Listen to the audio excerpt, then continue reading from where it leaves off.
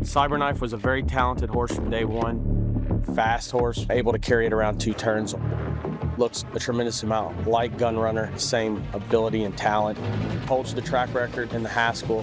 He won it in impressive fashion, beating a very good group of horses. His name is Cyberknife! Excited about him passing on his durability, his soundness, and his talent.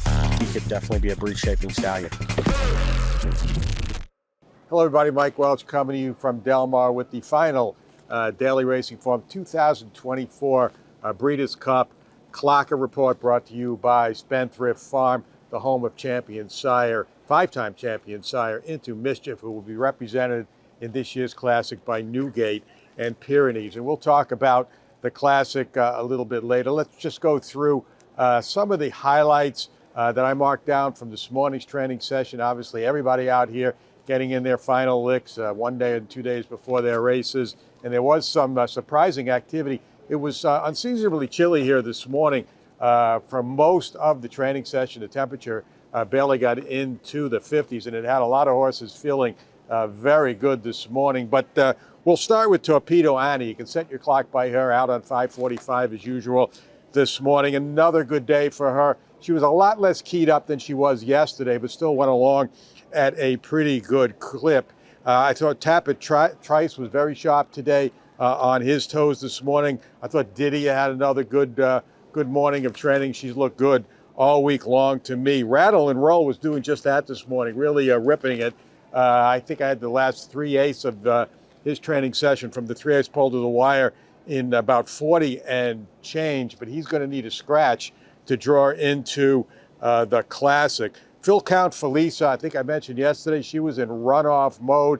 Ryder had all she could do to pull her up. Same thing today. I don't know if she's just feeling that good or if that's just her or the cold weather, but Full Count Felicia, again, running off into the turn around the backstretch before pulling up down near the half-mile pole. Ushput Tesoro also feeling good today. Now, he made the official work tab yesterday with a slow 43 and change half mile with a 25 and change the final quarter. It was a good performance, but he was back down, landed on the rail again today. I think it was just, again, the cold weather, feeling good coming off of that work.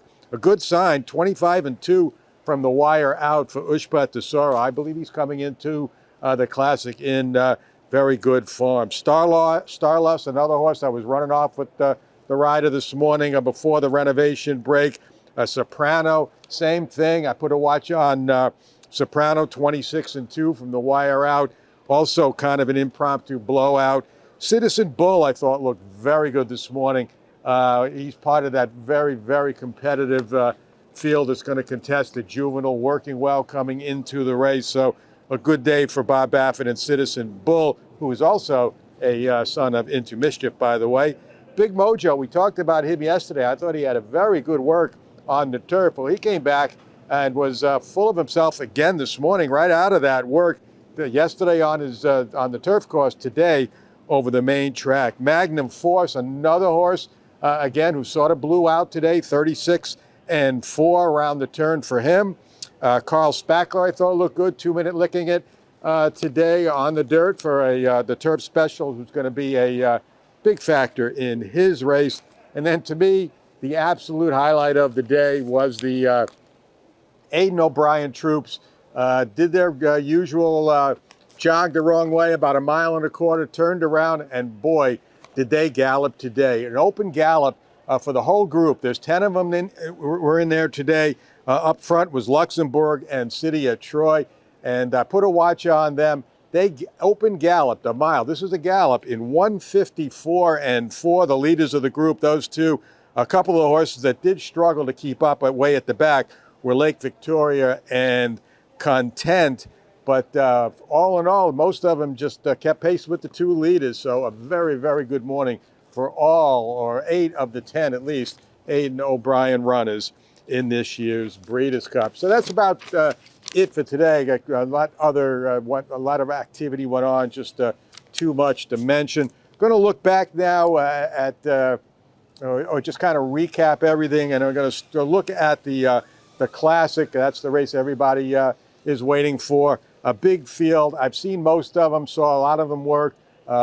Many of them just coming in here after having their works at other venues. Going to go down the list. Forever Young, thought he's doing very well. He was out there again this morning. His rider having a Ohtani jersey on today, celebrating the Dodgers win yesterday in the World Series in New York. But Forever Young, I thought, is coming up very well to the Classic. Highland Falls for trainer Brad Cox had his last work for the race, or all his major works for the race at Churchill Downs. The last one I saw, I thought was extremely strong.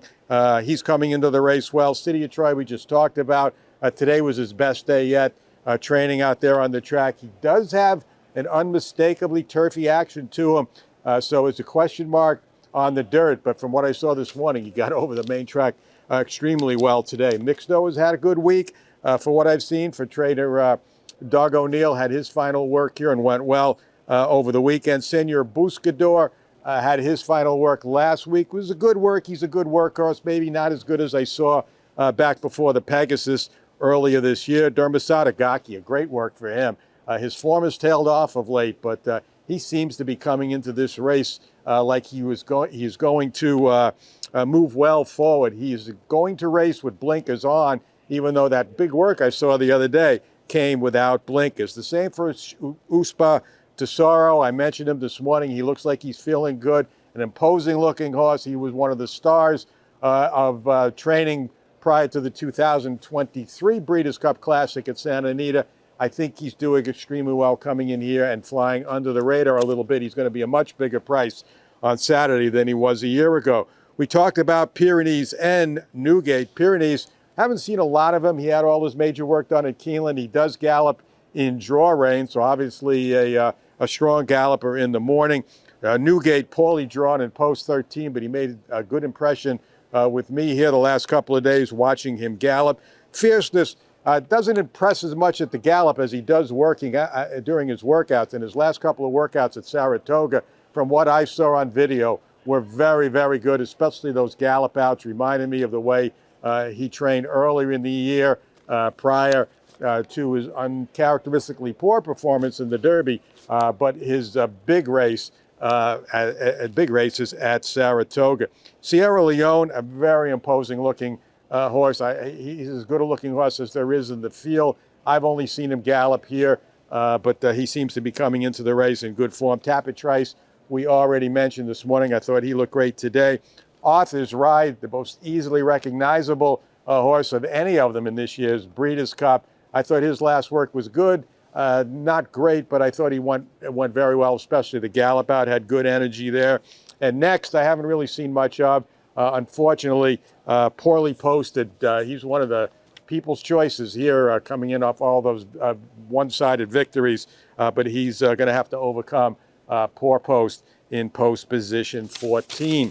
A couple of other horses I want to mention that just caught my eye here, and they're going to be probably big prices in this year's Breeders' Cup. Rouchamp Park, I thought his work over the turf yesterday was terrific. Is it doing too much, too close to the race? Hard to say, but boy, he couldn't have looked any better breezing yesterday. And also Geoglyph, who worked yesterday as well. He's caught my eye all week. He's going to be a big price in the turf as well. Warlike Goddess, I thought looked good coming up to her race in the filly and mare turf. Watching her train here this week on the dirt, turf specialist on the dirt. And East Avenue has made a great impression every day. So that's just some of the highlights. We'll have more info coming later today in the written clock report that'll appear on DRF.com. And of course, don't forget the Daily Racing Form Clocker report itself.